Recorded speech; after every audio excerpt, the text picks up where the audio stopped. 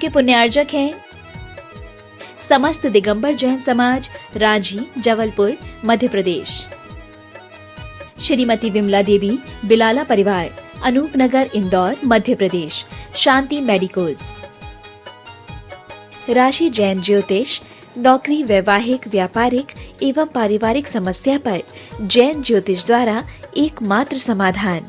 संपर्क करें 9999600073 www.jainjyotishrashi.com।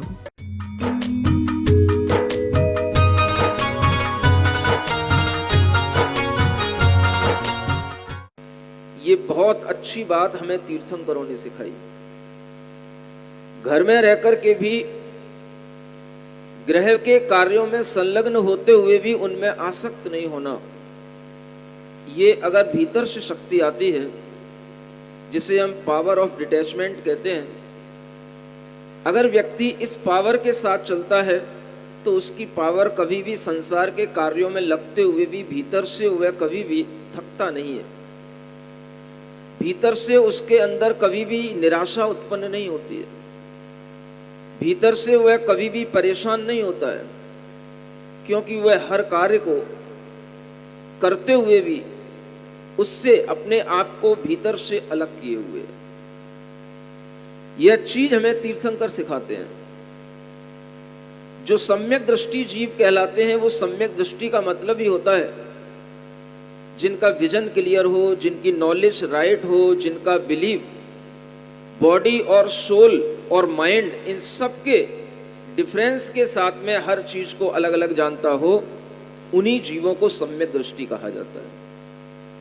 ऐसा विजन, ऐसी नॉलेज, ऐसा बिलीव अगर एक बार आत्मा में, इस प्राणी के अंदर अपने पुरुषार्थ से उत्पन्न हो जाता है, तो वह प्राणी जन्म जन्मांतरों में भी उसी प्रकार के संस्कार को बनाए रखते हुए, ध्यान में रखते हुए आगे चलता रहता है।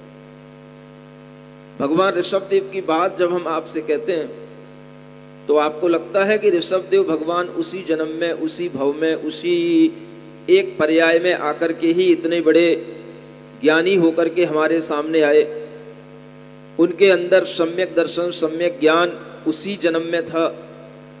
लेकिन जब आप उनके जीवन चरित्र को पढ़ेंगे तो कई भवों पहले उन्होंने यह सम्यक दर्शन का भाव, ये राइट नॉलेज, राइट बिलीव का अपने अंदर एक भाव पैदा कर लिया था, उत्पन्न कर लिया था।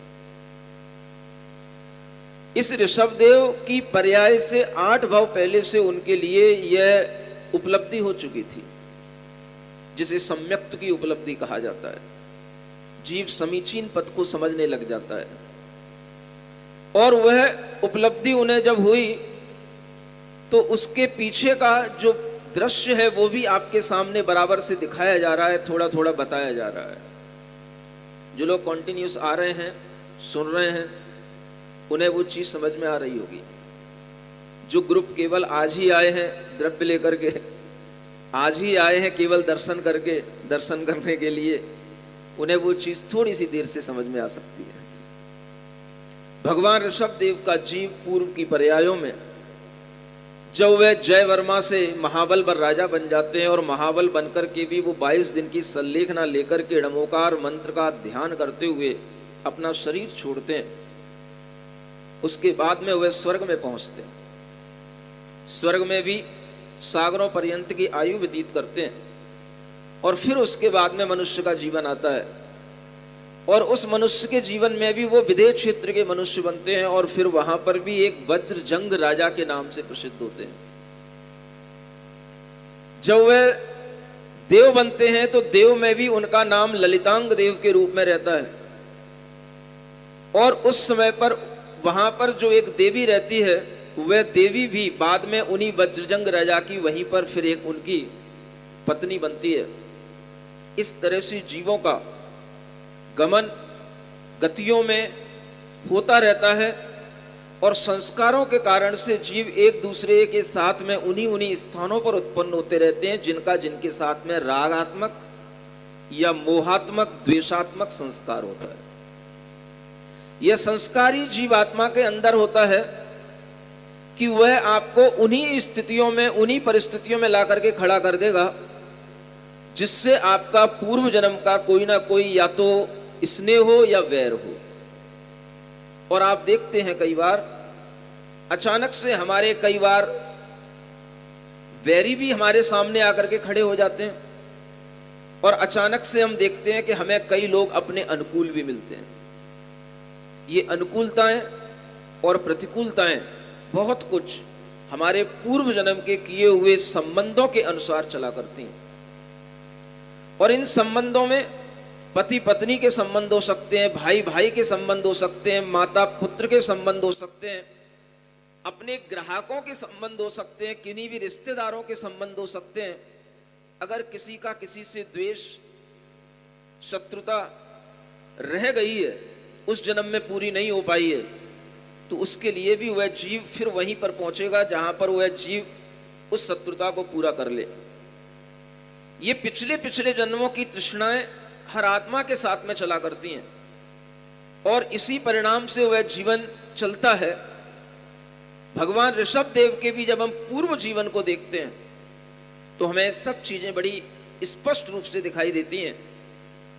वह जब वज्रजंग राजा बन जाते हैं, और वज्रजंग राजा के लिए जब उनकी पत्नी, जिनका नाम उस समय पर उस पर्याय में श्रीमती था, वह उनकी पत्नी के रूप में सामने होती है, और इन दोनों पति पत्नी का भी एक रागात्मक संबंध आगे के आने वाले 8 भवों में, जब तक वो ऋषभ देव नहीं बन जाते तब तक चलेगा साथ में। इसलिए कहा जाता है अगर कोई जीव सिद्धत्व की ओर गमन करने वाला हो, कोई जीव मोक्ष मार्ग का पथिक बन गया हो, तो आप केवल उसके साथ में हो लेना, आप केवल उससे अपना अनुराग बढ़ा लेना, आप उससे केवल अपना मोहात्मक भाव बढ़ा लेना। आपके लिए वह मोह, आपके लिए वह अनुराग उस अगर महापुरुष से जोड़े रखेगा तो आपका कल्याण भी उस महापुरुष के साथ साथ चलते चलते हो जाएगा। ये बहुत अच्छी बात आपको सिखाई जा रही है, और ये बात जैन आगम के अंदर बड़े अच्छे ढंग से बताई जाती है। गुरुओं से प्रशस्त राग रखो, ये इसीलिए कहा जाता है। जिनका गुरुओं के प्रति राग होगा, गुरुओं से जो प्रशस्त भाव रखेंगे, उनके जीवन में भी अपने आप वो चीज बनती चली जाती है जो गुरु चाहता है।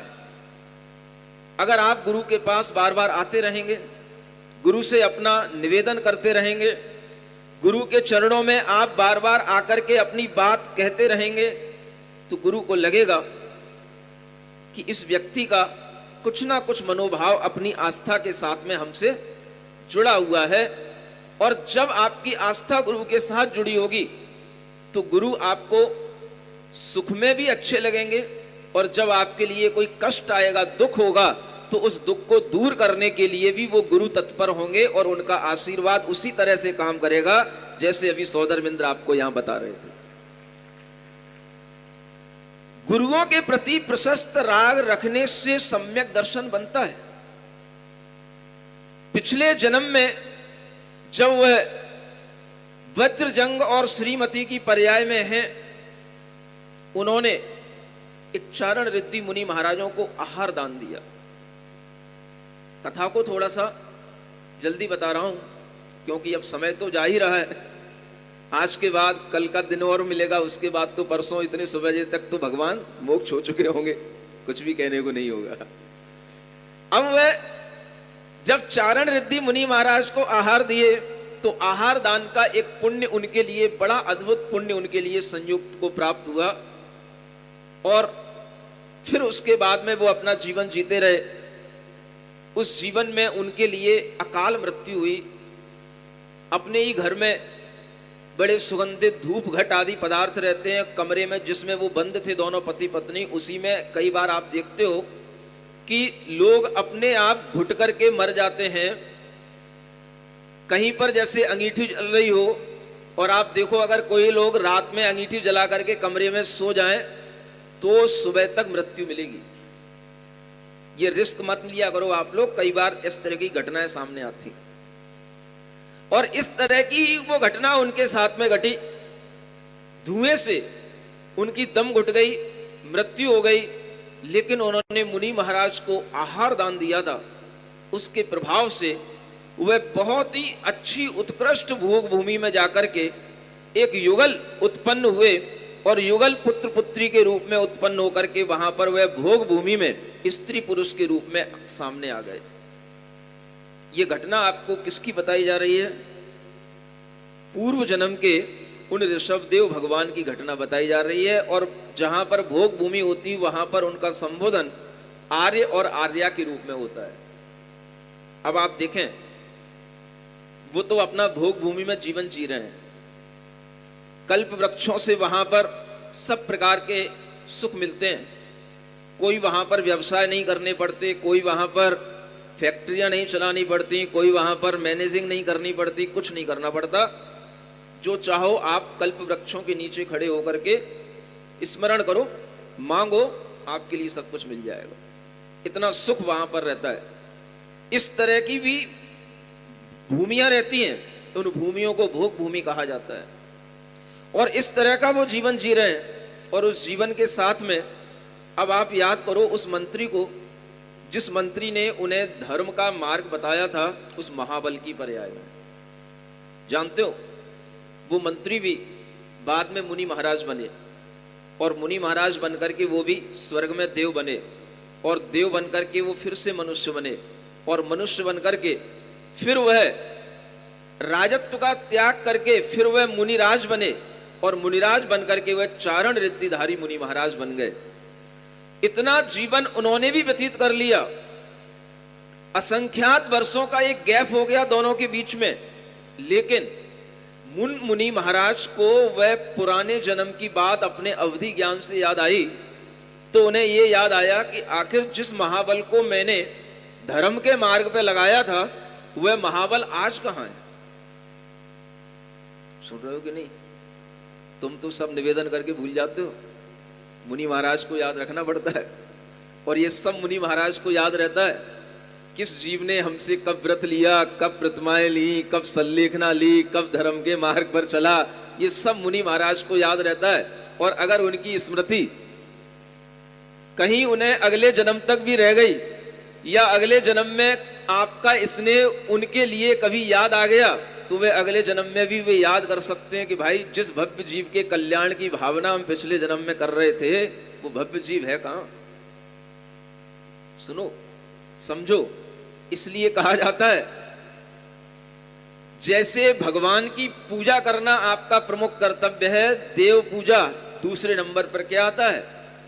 गुरु उपासना। गुरु की उपासना करो, गुरुओं के सानिध्य में रहो, उनके उपदेश सुनो, उनसे प्रशस्त राग रखो, और यही राग आपके लिए भव भवांतर में आपके बिगड़ने से आपको बचाने वाला होगा, आपको सन्मार्ग पर लाने का कारण बन सकता है।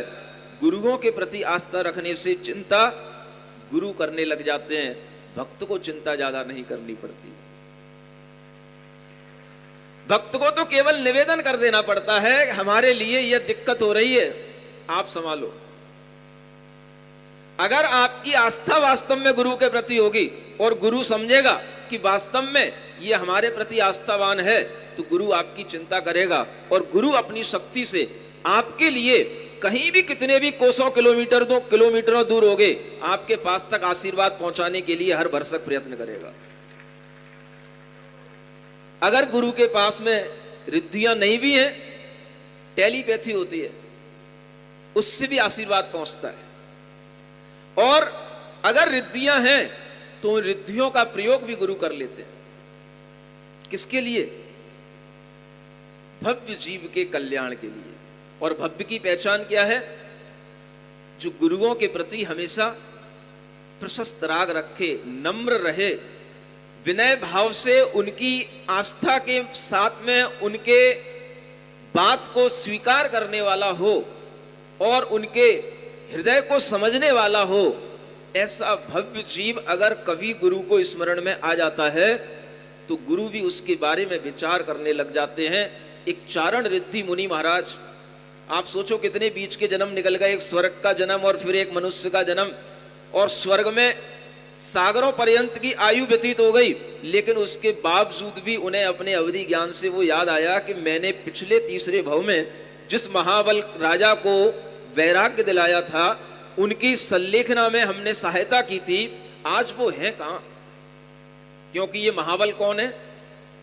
ये वही आदिनाथ भगवान का जीव है, जो आज वर्तमान में आपके लिए पंच कल्याणक की पूजा के साथ में आपके सामने आ रहे हैं। लेकिन उससे पहले वो क्या चल रहे हैं, कैसे उन्होंने उस सम्यक्त को प्राप्त किया और कहां किया? बड़ी गजब की बात है, बड़े आश्चर्य की बात है। जहां कोई सम्यक दर्शन को प्राप्त करने के साधन बहुत कम होते हैं, जहां भगवान का दर्शन भी नहीं होता है, भोग भूमियों में कहीं पर भी देव दर्शन नहीं होते हैं, लेकिन फिर भी वहां पर अगर आपका पुण्य हो तो वहां पर भी सम्यक दर्शन की उपलब्धि हो सकती है। और वो सम्यक दर्शन कैसे होगा?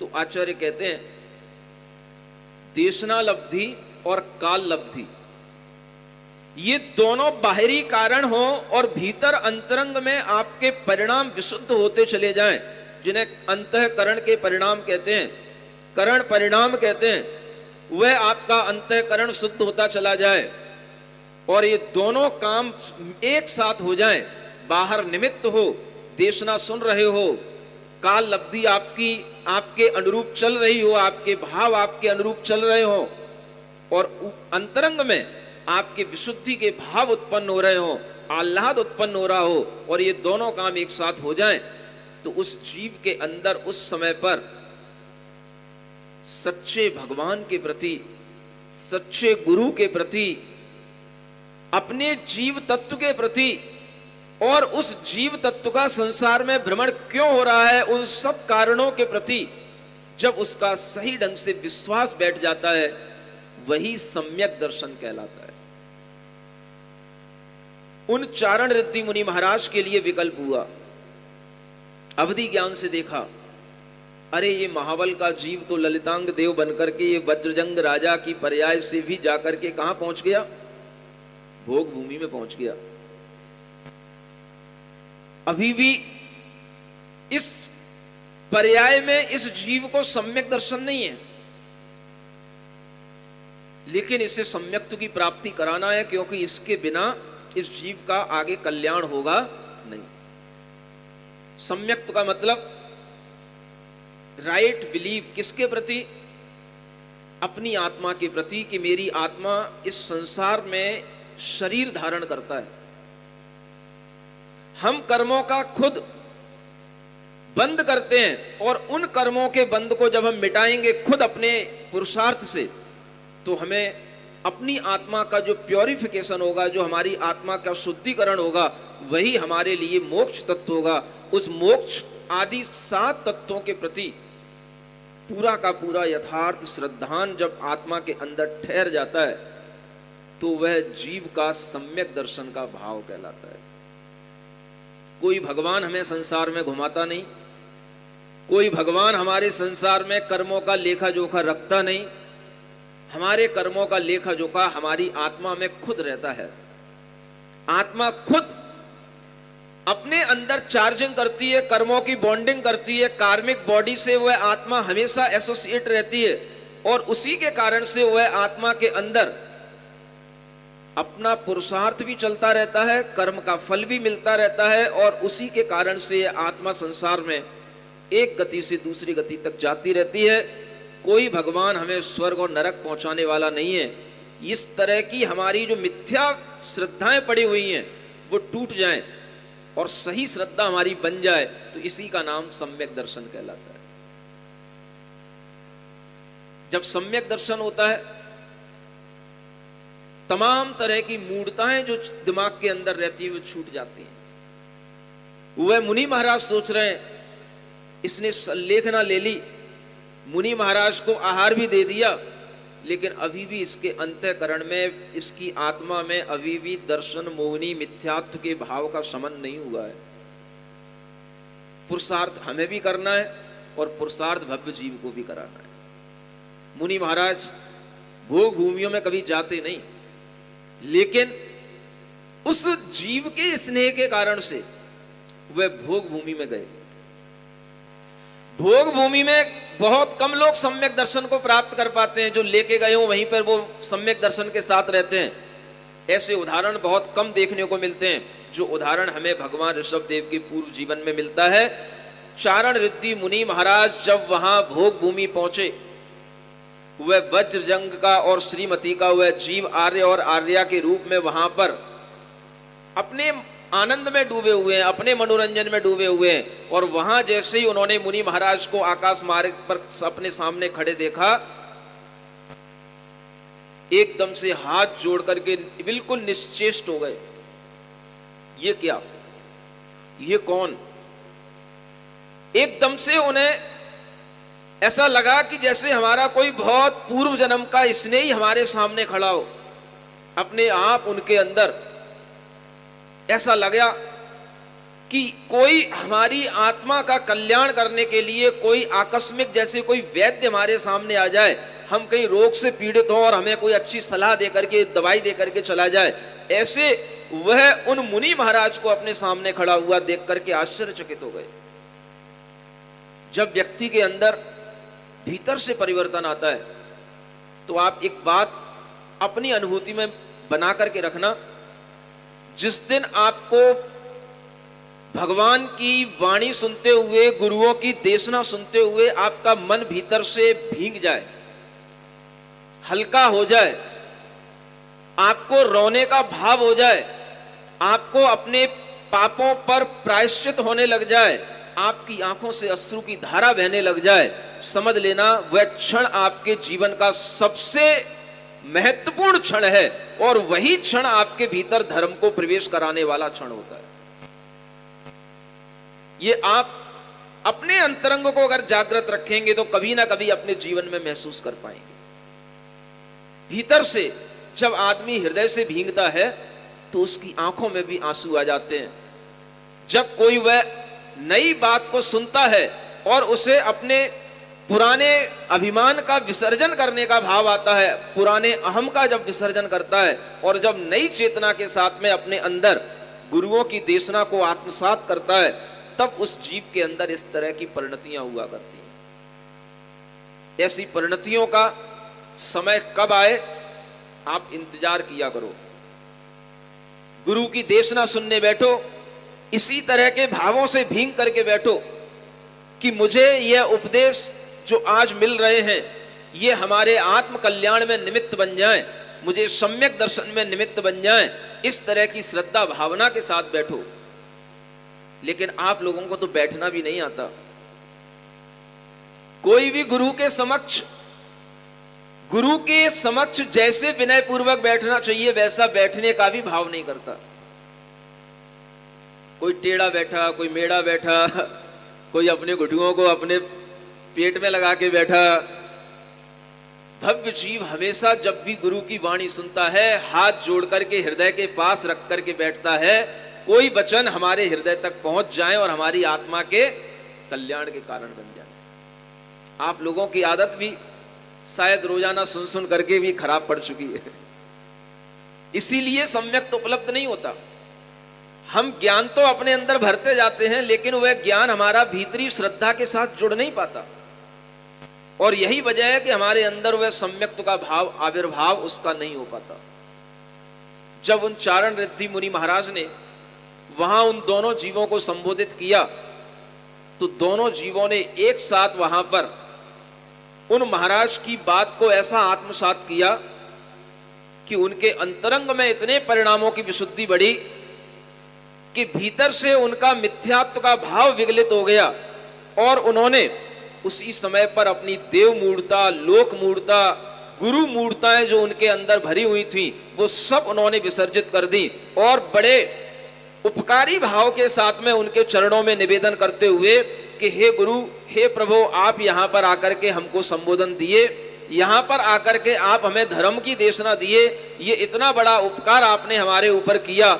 इस उपकार को वह अपने अश्रुपात से, अश्रु की धारा से चुकाए चले जा रहे और इसी के माध्यम से उनका भीतर का अहम विसर्जित होता चला जा रहा और उनके अंदर अरहम समाहित होता चला जा रहा, आत्मा शुद्ध होती चली जा रही और यही अहम से अरहम की यात्रा उनकी वहां से प्रारंभ हो जाती है। अहम से अरहम की यात्रा इसी को कहते हैं। अहम का जब तक विसर्जन नहीं होगा तब तक आत्मा का शुद्धिकरण नहीं होगा। अरहम माने जो आत्मा को शुद्ध बनाए। ये अरहम ध्यान योग इसी सम्यक्त प्राप्ति के साथ में अहम से अरहम की यात्रा कराता है। आपके अंदर के मिथ्या भावों को दूर करा करके आपका भीतर से परिमार्जन करके आपको अरहम माने पूर्ण शुद्ध आत्मा के पथ पर ले जाने का मार्ग बताता है। ऐसे इस अरहम की यात्रा में वह जीव संलग्न हो गया, सम्यक दर्शन की प्राप्ति हो गई। और जब सम्यक्त की प्राप्ति हो गई बस यहीं से अब मोक्ष मार्ग शुरू होता है। और वह मोक्ष मार्ग आगे बढ़ते बढ़ते 8 भवों के बाद में वह भगवान ऋषभ देव के रूप में जन्म लेते हैं वही जीव। और उन ऋषभ देव के फिर ऐसे पंच कल्याणक होते हैं जिनके पंच कल्याणक आज हम उनके मूर्ति की प्रतिष्ठा के रूप में यहाँ पर मना पा रहे हैं। वह पंच कल्याणक जब साक्षात इंद्रों और देवों के द्वारा मनाए जाते हैं उसका दृश्य ही कुछ अलग होता है।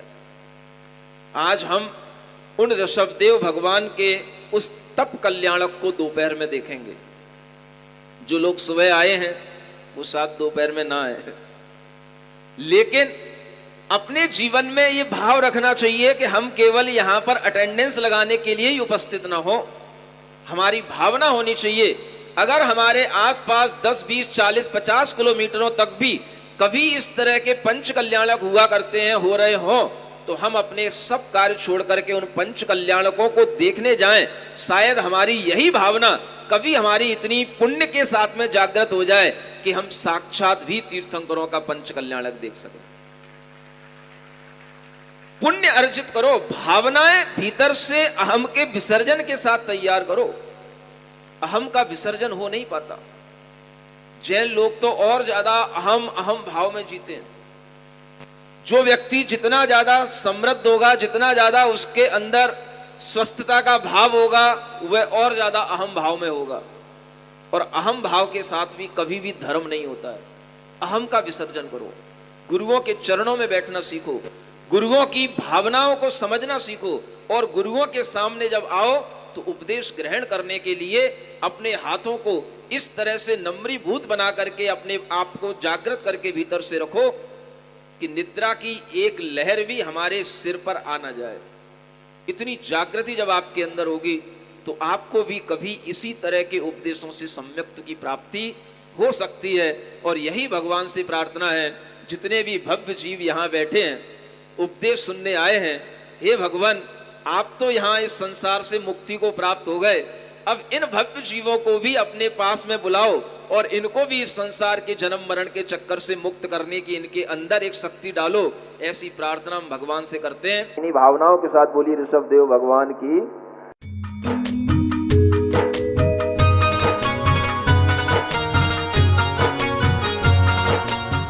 एक विशेष रूप से विद्या प्रारंभ यंत्र आपके लिए दिया गया है, आपके ज्ञान की वृद्धि के लिए है। ज्ञान का क्षयोपशम बढ़े, सरस्वती आपके ऊपर प्रसन्न हो और आप अपनी विद्या अपने ज्ञान के माध्यम से अच्छा अध्ययन करें और अध्ययन करने के उपरांत उत्कृष्ट पदों पर आसीन हो और फिर देश की सेवा, समाज की सेवा और धर्म की सेवा में आपका योगदान हो। इस हेतु हर तरह की विद्या की सफलता के लिए, एग्जाम में अच्छे नंबरों से पास होने के लिए और अच्छी आपको भविष्य में जॉब मिले, इसके लिए आपको एक छोटी सी विधि बताई जा रही है। इस विधि का शुभारंभ भी इसी पंच कल्याणक महोत्सव में पहली बार ही आपके समक्ष आ रहा है। यह विद्या आरंभ विधि प्रातः काल की विधि है। दिख रहा है ना सबको? एक कार्ड सबके पास में है ना, सब बच्चों के पास है ना? सुबह सुबह जल्दी उठना है आपको। जो बच्चे 7 बजे सो करके उठते हैं या उसके बाद उठते हैं, उनके लिए यह यंत्र काम नहीं करेगा। 7 बजे से पहले जो बच्चे सो करके उठ जाएंगे और वो भी अलग अलग मौसम के हिसाब से, गर्मी के मौसम में 5 बजे सो करके उठना और सर्दी के मौसम में 6 बजे तक चल जाएगा। अगर आप ऐसा करेंगे तो ये सरस्वती आपके कंठ में आएगी। तैयार हो बच्चों? कितने बच्चे तैयार हैं? 7 बजे से पहले पहले उठ जाना है। सूर्योदय के समय हमारा जागरण हो जाना चाहिए और उस समय पर सबसे पहले आप लोग अपना हाथ मुंह धो करके इस पवित्र कार्ड को अपने किसी पूजा के स्थान पर रख करके सबसे पहले आप इसको किस तरह से पढ़ेंगे, इसका उच्चारण किस तरह से करेंगे और अपने पूरे दिन के लिए किस तरह से अपने अंदर एक सेल्फ मोटिवेशन लेंगे, इसकी विधि इसमें बताई जा रही है। धर्म की विधि भी है और सेल्फ मोटिवेशन की विधि भी है।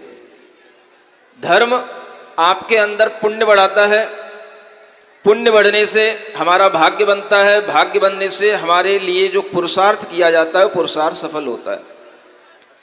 और उस सफल पुरुषार्थ को करने के लिए 2 तरह की इसमें विधि है। एक विधि के माध्यम से आप अपने अंदर भीतर का भाग्य बनाएंगे और दूसरी विधि के माध्यम से आप अपने विचारों को पॉजिटिव और अपने विचारों को इस तरह से मोटिवेटिव स्वयं करेंगे ताकि आपको किसी दूसरे मोटिवेशनल स्पीकर की कोई ज़रूरत या गुरु की कोई ज़रूरत ना पड़े।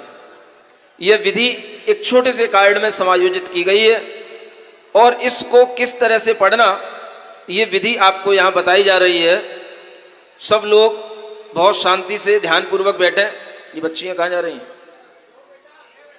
शांति से बैठ जाओ। आपने संस्कार लिया और संस्कार लेने के बाद में अगर आपने ये चीज़ नहीं सीखी तो आपका संस्कार कोई काम में नहीं आने का। और अगर आपने प्रातःकाल प्रतिदिन इस विधि को नहीं किया तो भी ये संस्कार कोई काम में नहीं आने का। ये आपकी एक जिम्मेदारी बन गई है कि आपको सुबह सुबह प्रतिदिन कम से कम 5 से 7 मिनट इस कार्ड के लिए लगाना है। सुन रहे हो? कितने लोग वायदा करते हैं? सुबह सुबह प्रतिदिन 5 मिनट इस कार्ड को देखने में लगाना है। जितना फास्ट आप पढ़ लेंगे वो आपके ऊपर है। कैसे पढ़ना है आपको बताया जाता है। देखो इसमें लिखा है प्रातः विधि। सबसे पहला एक सूत्र है जो सूत्र कातंत्र रूपमाला ग्रंथ में मिलता है और यह सूत्र जब भी कोई बच्चा विद्या अध्ययन प्रारंभ करता है तो उसको सबसे पहले यह सूत्र पढ़ाया जाता है, क्योंकि बिना अ आ इ ई के कोई भी विद्या का अध्ययन प्रारंभ नहीं होता। और यह अ आ इ ई जो ये वर्ण होते हैं, ये वर्ण स्वयं सिद्ध वर्ण हैं। इन्हें किसी ने बनाया नहीं। अनादि काल से जैसे सिद्ध भगवान स्वयं सिद्ध हैं, ये संसार स्वतः सिद्ध है। हर जीवात्मा स्वतः बना हुआ है। कोई भी भगवान इस संसार को बनाने वाला नहीं, कोई भी भगवान हमारी आत्मा को बनाने वाला नहीं, कोई भी भगवान हमें जन्म देने वाला नहीं। हम स्वयं अपने कर्मों के माध्यम से जन्म मरण सुख दुख आदि को प्राप्त करते हैं।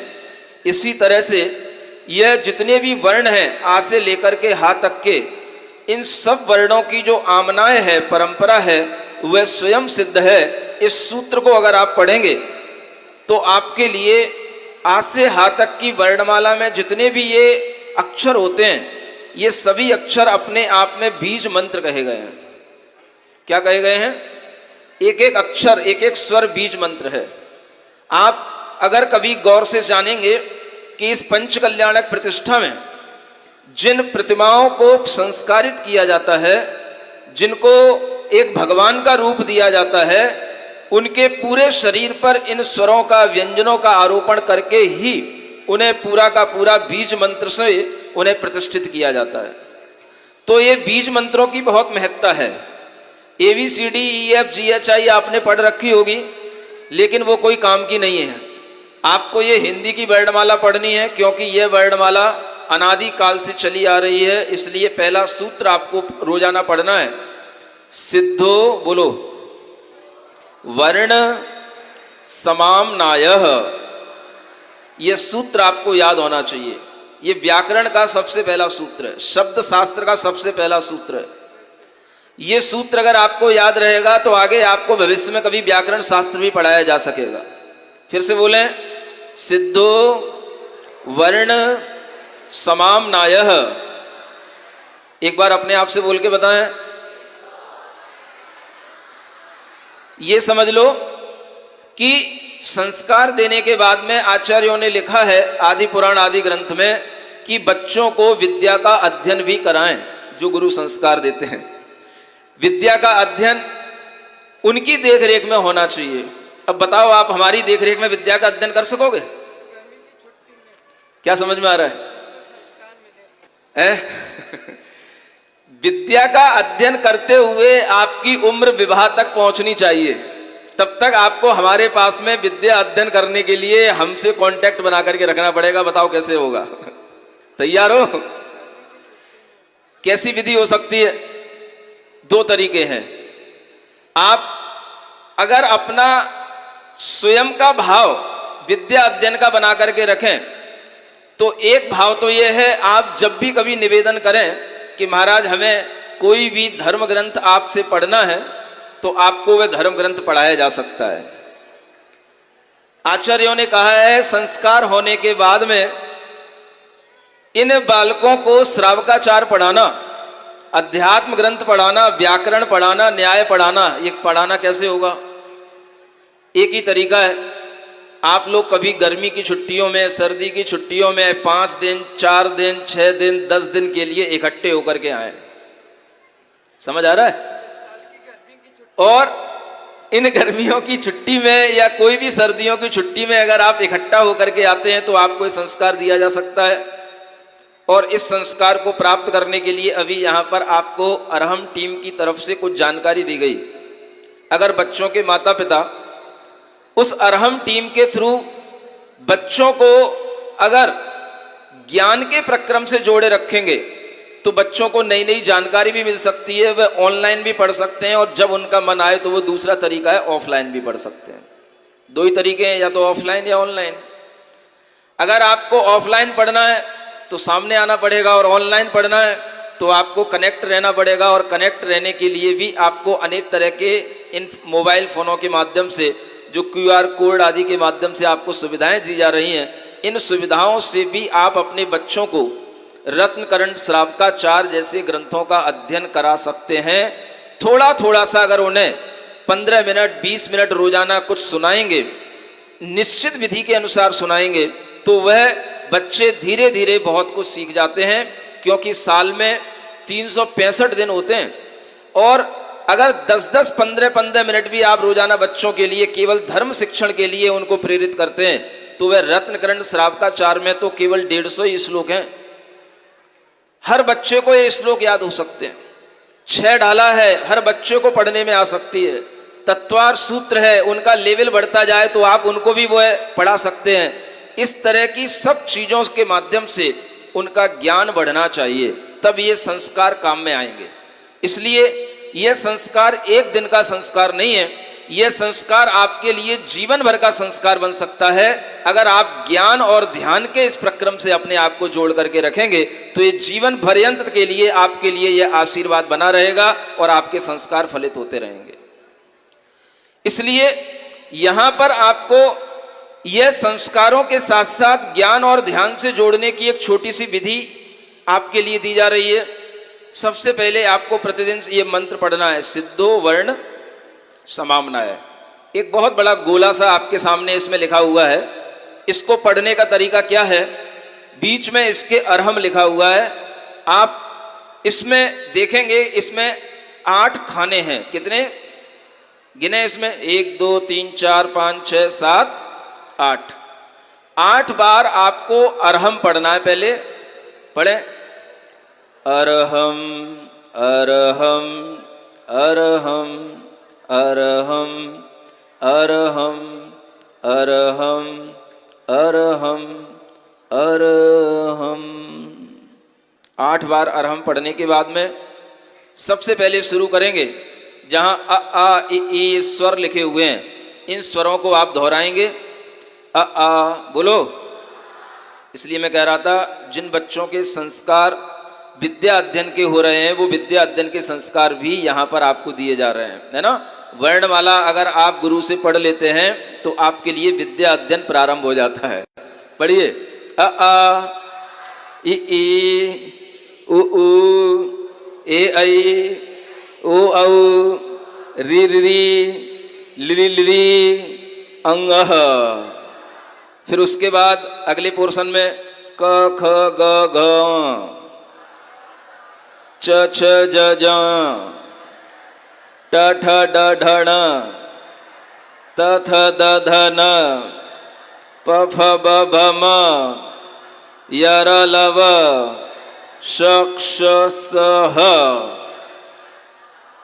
ये आपने चक्र के अंदर जो 8 पोर्शन थे उनके अंदर लिखे हुए पूरी वर्णमाला को आपने दोहरा लिया। अब आप देखें इस वर्णमाला में जहां से हमने ये अ शुरू किया था उसके ऊपर ओम लिखा हुआ है, देखें आप, लिखा है ना ओम।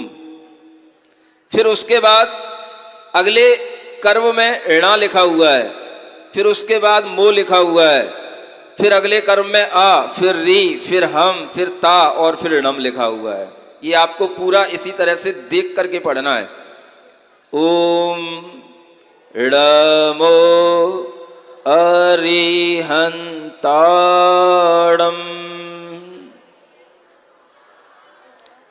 और इसमें ह्रीम बीजाक्षर लिखा हुआ है 8 बार, इसको आप पढ़ेंगे रीम रीम रीम रीम रीम रीम रीम रीम।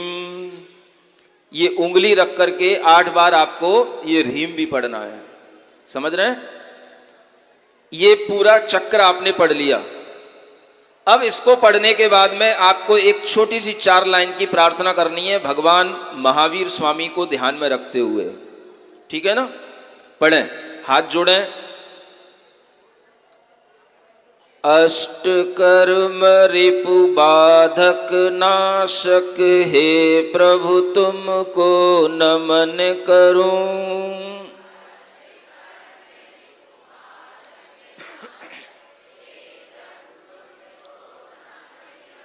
स्वर्ग मोक्ष सुख के हो दायक हे प्रभु तुमको नमन करूं।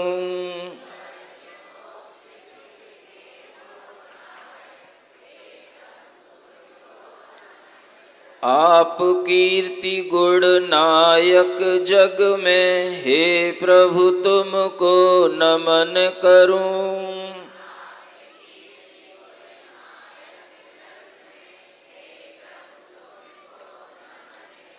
अंतराय विघ्नों के वारक हे प्रभु तुमको नमन करूं।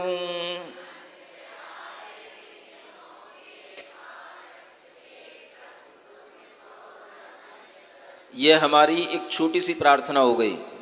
इस प्रार्थना के बाद में एक छोटी सी स्तुति 4 श्लोकों के माध्यम से हमारे साथ पढ़ेंगे। ये श्लोक 4 सभी बच्चों को, जितने बच्चों ने यहाँ संस्कार लिए सबको मुखाग्र होने चाहिए। पढ़ते पढ़ते आपको ये चारों श्लोक याद हो जाएंगे, यह प्रार्थना याद हो जाएगी और यह प्रार्थना श्लोक आपके मुख पर आ जाएंगे तो आप हमेशा बहुत जल्दी के साथ में भी अगर होंगे तो ये स्तुति बहुत आसानी से कहीं पर भी पढ़ सकेंगे। पढ़ें। श्री सर्वज्ञ मुखोत्पन्ना भारती बहुभाषिणी अज्ञानतिमिरमहन्ति विद्या बहुविकासिनी। पढ़ो एक बार। सरस्वती नमस्तुभ्यं वरदे कामरूपिणी विद्यारंभ करिष्यामि विद्यारंभं करिष्यामि सिद्धिर्भवतु मे सदा। पढ़िए। ओकारं बिंदु संयुक्तं नित्यं ध्यायन्ति योगिनः कामदं मोक्षदं चैव ओंकाराय नमो नमः। पढ़िए।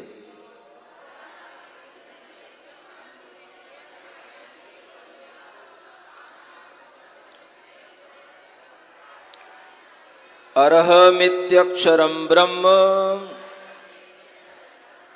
वाचकं परमेष्ठिनः सिद्धचक्रस्य सद्बीजं सर्वतः प्रणमाम्यहम्। पढ़िए।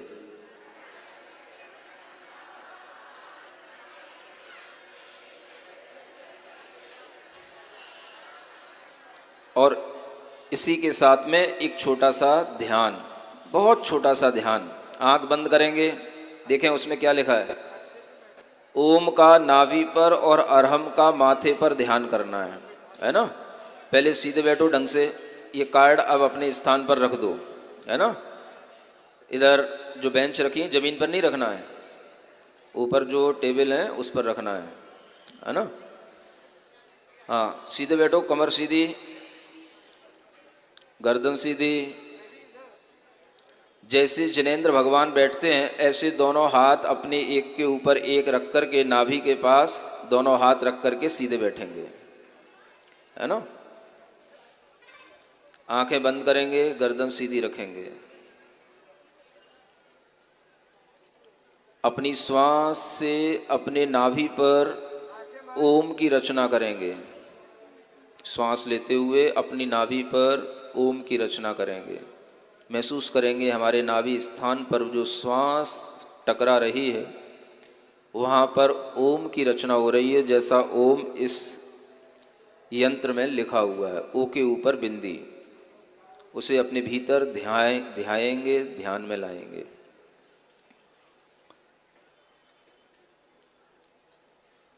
ठीक इसी तरह से एक श्वास ऊपर की ओर लेंगे पूरे उत्साह के साथ, और अपने माथे पर उस श्वास के माध्यम से अरहम का ध्यान माथे के ऊपर करेंगे। अरहम के अक्षरों को अपने माथे पर लिखा हुआ देखेंगे। अ ह ऊपर रेफ, अंदर बिंदु। और ओम और अरहम इन दोनों पर ही अपना पूरा का पूरा कंसंट्रेशन करेंगे। ये आपके माइंड को कंसंट्रेट करने के लिए एक अचूक विधि है जो आपके भीतर एकाग्रता उत्पन्न करेगी, एकाग्रता को बढ़ाएगी। फिर ओम और अरहम इन दोनों को मिलाते हुए ओम अरहम नमः का 9 बार अच्छे से नाद करेंगे, जिससे आपका पूरा तन मन और चेतन पूरा का पूरा सकारात्मक ऊर्जा से भर जाता है, पवित्र ऊर्जा से भर जाता है, और हमारे अंदर बहुत अच्छे उत्साह, अच्छी उमंग, अच्छी ऊर्जा उत्पन्न होती है जो दिन भर हमारे काम में आती है।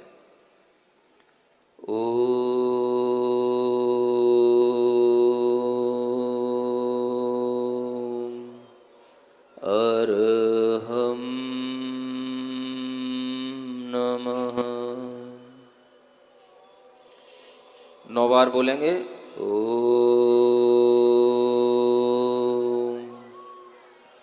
अरहम नमः। ओम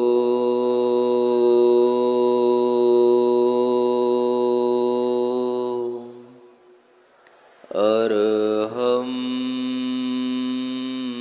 नमः।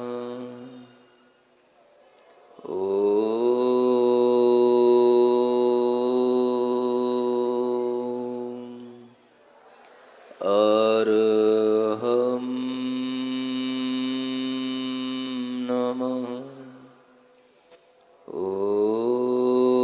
नमः। ओम अरहम नमः।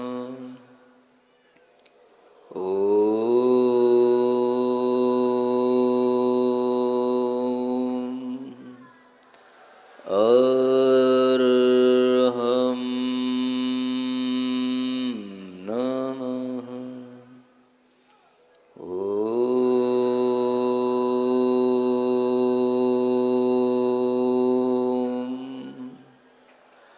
अरहम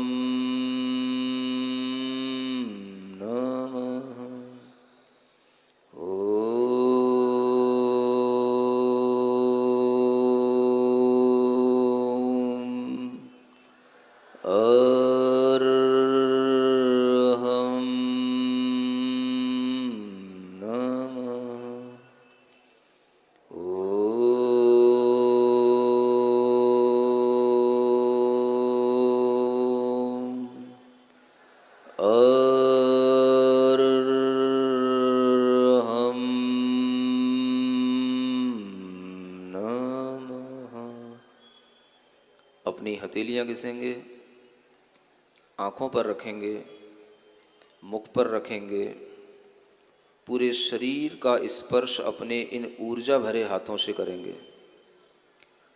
इस तरह से अगर आप इस ओम अरहम नमः के नाद के साथ ये पूरी विधि करते हैं तो एक हस्त स्पर्श चिकित्सा भी, एक थेरेपी भी बताई जाती है, जिसके माध्यम से भी रोग ठीक होते हैं। आपके शरीर में कहीं पर भी कोई दर्द हो, आप इस तरह से अपने हाथों का स्पर्श अपने शरीर पर करके उस चिकित्सा को करें। यह धर्म की विधि जो आपके भाग्य को बढ़ाने वाली होगी, और इसी के पीछे कुछ कोटेशन दिए हुए हैं, बेटा लिखा हुआ है। अगर ये 20 पॉइंट आप रोजाना पढ़ेंगे, सिर्फ आपको पढ़ना है, तो आप कभी भी निराश नहीं होंगे, उदास नहीं होंगे, रोएंगे नहीं, किसी भी तरह की असफलताओं पर चिल्लाएंगे नहीं, और आपके अंदर किसी भी तरह का कोई डर नहीं होगा, भय नहीं होगा। इतनी निश्चिंतता आपको जीवन में मिलेगी। यह निर्भयता, निश्चिंतता इन 20 वाक्यों को रोजाना पढ़ने से आपके अंदर आएगी। यह सकारात्मक पॉजिटिव थॉट्स आपके अंदर क्रिएट करने के लिए यह विधि आपको दी गई है। इस कार्यक्रम के पुण्यार्जक थे समस्त दिगंबर जैन समाज, रांझी, जबलपुर, मध्य प्रदेश। श्रीमती विमला देवी, बिलाला परिवार, अनूपनगर, इंदौर, मध्य प्रदेश। शांति मेडिकोज। राशि जैन ज्योतिष, नौकरी, वैवाहिक, व्यापारिक एवं पारिवारिक समस्या पर जैन ज्योतिष द्वारा एकमात्र समाधान। संपर्क करें 9999600073 www.jainjyotishrashi.com।